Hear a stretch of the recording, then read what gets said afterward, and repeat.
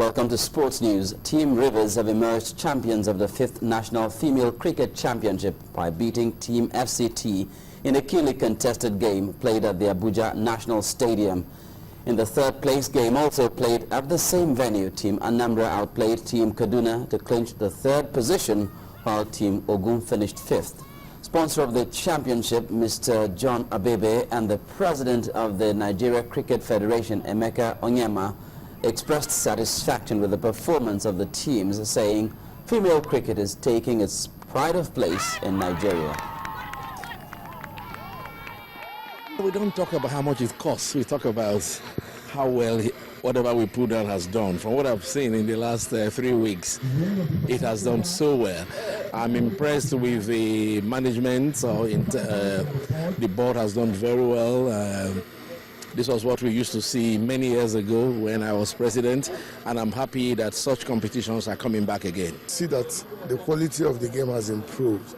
If you were here last year, you'll be able to understand what I'm saying. The quality has improved for the female championship, and we are going from grace to glory. I mean, we are going to do it a whole lot. By next year, you'll see more of this quality. And in internationals, the mascots of the Olympic and Paralympic Games to be held in Rio de Janeiro in 2016 have been revealed to the public by the organizing committee in a colorful tribute to Brazil's wildlife and nature. The Olympic mascot, with its yellow pointed ears and long tail, is meant to represent all the animals of Brazil, while its Paralympic counterpart honors the country's flora and fauna with a swathe of bouncing green leaves on its head. Interestingly, the Rio 2016 organizing committee today launched a vote following the launch of the mascots for the public to choose their names. And in tennis, world number 3 Rafael Nadal earlier today inaugurated his International Tennis Academy in his hometown of Manacor. Rafa Nadal Academy will be a high-performance center in which talented youngsters from all over the world will be able to practice their sports as well as study. The 24,000 square meter site will host 17 tennis courts, an educational building, and a residence for the students. The project is expected to be finished by 2016, with the first intake of students starting the same summer. And in football, as Manchester City prepare to face Bayern Munich in the UEFA Champions League tomorrow night, Sergio Aguero and Stevan Jovetic were not involved in today's full training session. There are no indications if the players are injured, but their lack of involvement with the rest of the squad raises questions about their availability for tomorrow's crucial game.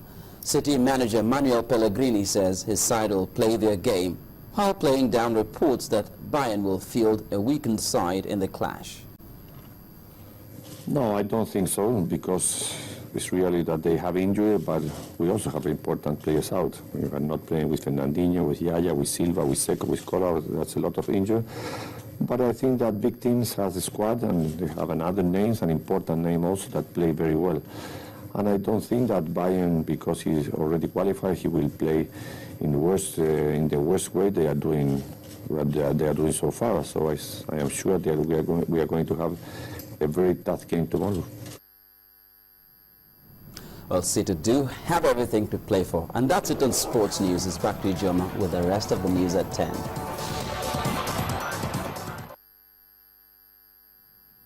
All right, over to the foreign scene. And the deadline for a nuclear deal with Iran has been extended to the end of June after talks in Vienna failed to reach a comprehensive agreement. Here's Cynthia Are with more. Well, thanks a lot, Ijoma. The UK Foreign Secretary, Philip Hammond, said good progress had been made, but it wasn't possible to get an agreement by the original deadline. 6 world powers want Iran to curb its nuclear program in return for the lifting of sanctions. However, Tehran says it's not seeking nuclear weapons, but wants atomic energy. Also today, Chuck Hagel will resign as U.S. Defense Secretary after less than 2 years in the top military post. President Barack Obama confirmed his resignation and paid tribute to his class and integrity. But I consider myself extraordinarily lucky to have had him by my side for 2 years, and I am grateful that Chuck has agreed to stay on until I nominate his successor. and that successor is confirmed by the Senate. Then flooding in southern Morocco has killed 32 people and 6 others are missing after heavy rains. A girl of 9 was among those who had been swept away by the raging waters of the Tamsort River. Around 100 mud brick homes were partly or totally destroyed, and 100 roads, including 6 national highways, were cut off in floods. Finally, Amnesty International says a Belgian mining firm has consistently lied about the bulldozing of hundreds of homes in the Democratic Republic of Congo. New evidence showed a Group Forest International subsidiary supplied bulldozers to destroy homes near a copper and cobalt mine. Well, that's the foreign news wrap-up. It's back to you, Joma.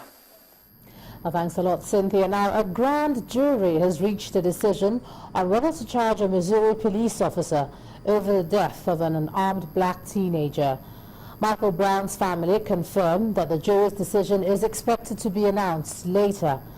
The 18-year-old Brown was killed by Officer Darren Wilson on August the 9th in St. Louis suburb of Ferguson, Missouri. Witnesses say Brown had his hands up in apparent surrender to the officer when he was shot. However, the police claim there was a struggle between the teenager and the officer before the shooting. Protests have continued in the area over the past few days in anticipation of a grand jury decision, including in Clayton, where the grand jury is meeting. Over now to entertainment news, and Nigerian fashion designs and styles rated above average. Now let's join Mayowa Hogundele for the details.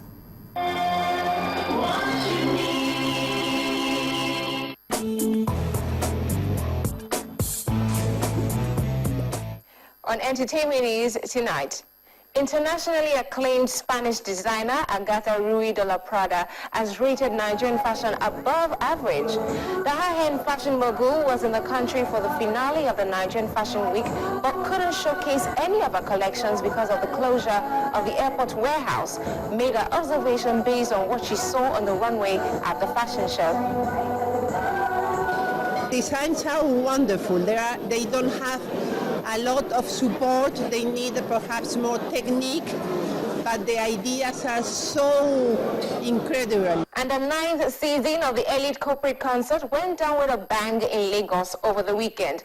Here are the details of that VVIP party. The turnout for the 8th installment of the MTN-sponsored Corporate Elite Concert, which held over the weekend, was quite impressive. Corporate and VIP guests filed in till the concert arena was filled to the capacity. On the lineup were top Nigerian and international acts. They gradually set the tempo for the evening, moving from slow songs to the heavy dance-provoking jams.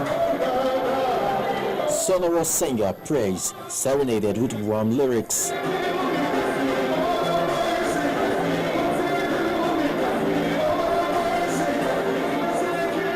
Corporate Elite nights. Over the years we've had customers who have stayed with us through thick and thin. They've been loyal to us. This is a way of appreciating the fact that they've stayed with us. They've basically made us who we are now. Banky W turned up the Lagos party with stronger symphonies.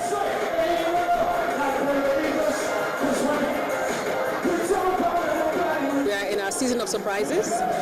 But it's not a surprise that every year, for the past 8 years, we have been feting our customers, our very valuable customers. We invite them every year to come spend a night with us.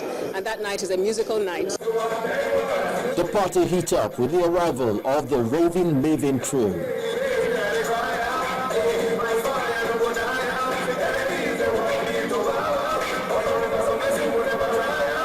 And when the Dorobuchi time arrived, you can tell that even VIPs love to party hard.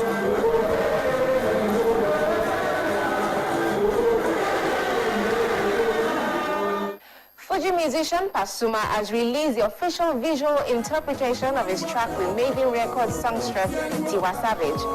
The music video, which followed a love theme, was shot in Lagos and directed by Unlimited LA.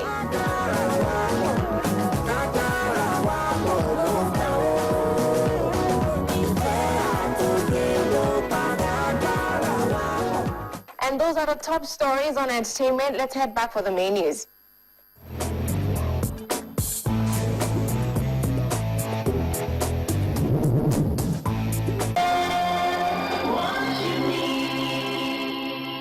Thanks a lot there, Maiwa. And the main news again.